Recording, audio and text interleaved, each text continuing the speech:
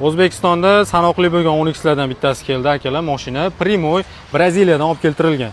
Diskasiga e'tibor qilinglar, Braziliyada premyer pozitsiyada xuddi shunaqa diska bilan chiqar ekan. Motorini ko'rinishi bir xil, lekin buni ob'yomi kichkina, ya'ni 1 litrli turbina bo'ladi. Cobaltni Braziliyada unaqa ekan, bunaqa ekan deb o'zimizda Cobaltni yomonlaymiz, lekin imенно 10X da O'zbekistondagi ancha yaxshi ekan. Sababi mashina premyer pozitsiya bo'lishiga qaramasdan, birinchidan motori kichkina, tomiga e'tibor qilasizlar, luk yo'q, salonga kiradigan bo'lsa, klimat kontroli ham yo'q. Ya'ni bizdagi LTZ pozitsiyada chiqadigan oddiy pechka qo'yib qo'ygan. Monitorida hattoki buni Bluetooth ham yo'q ekan.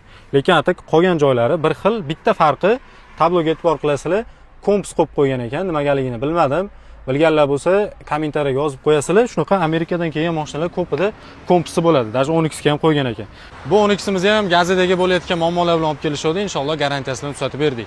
Bizga farqi yo'q. Amerikanskiy 10X bo'ladimi, Xitoymi, O'zbekistonmi, muammolar bo'yicha aloqaga chiqib ko'rasizlar.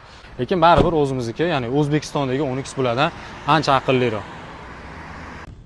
O'zbekistondagi eng tez 10X da 0 dan 100 gacha zamir qilib ko'ramiz. Mashina absolutni 100% stok holatda, glushiteli, katalizatori hech nimasiga tegilmagan. 0 dan 100 gacha chekkaroqqa to'xtab oling. 765 sekund.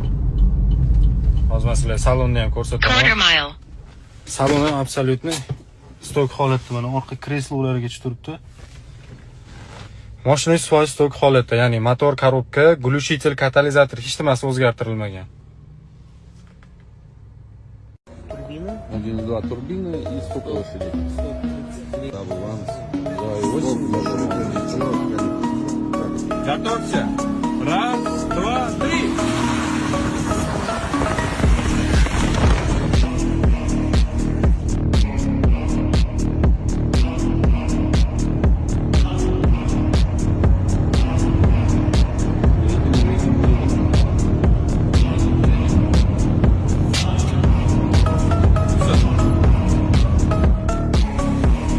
Готовимся.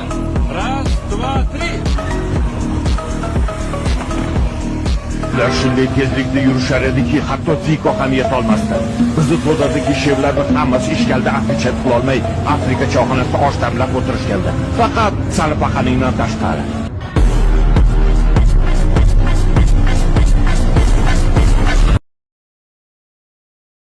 O'zbekistonda sanoqli bo'lgan 10X lardan bittasi keldi akalar. Mashina Primoy Braziliyadan olib keltirilgan. Diskasiga e'tibor qilinglar, Braziliyada premyer pozitsiyada xuddi shunaqa diska bilan chiqar ekan. Motorini ko'rinishi bir xil, lekin buni ob'yomi kichkina, ya'ni 1 litrli turbina bo'ladi.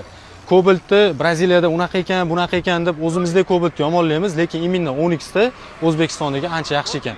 Sababi mashina premyer pozitsiya bo'lishiga qaramasdan, birinchidan motori kichkina, tomiga e'tibor qilasizlar, luk yo'q, salonga kiradigan bo'lsa, klimat kontroli ham yo'q. Ya'ni bizdagi LTZ pozitsiyada chiqadigan oddiy pechka qo'yib qo'ygan. Monitorida hattoki buni Bluetooth ham yo'q ekan. Lekin atak qolgan joylari bir xil. Bitta farqi, tabloga e'tibor qilasizlar, kompas qo'yib qo'ygan ekan. Nimagaligini bilmadim. Bilganlar bo'lsa, kommentariyaga yozib qo'yasizlar. Shunaqa Amerikadan kelgan mashinalar ko'pida kompasi bo'ladi. Даже 10X ga ham qo'ygan ekan. Bu 10X'imizni ham gazetaga bo'layotgan muammolar bilan olib kelishdi. Inshaalloh garantiyasini tuzatib berdik. Bizga farqi yo'q. Amerikanskiy 10X bo'ladimi, Xitoymi, O'zbekistonmi, muammolar bo'yicha aloqaga chiqib ko'rasizlar. Lekin baribir o'zimizniki, ya'ni O'zbekistondagi 10X bulardan ancha aqlliroq.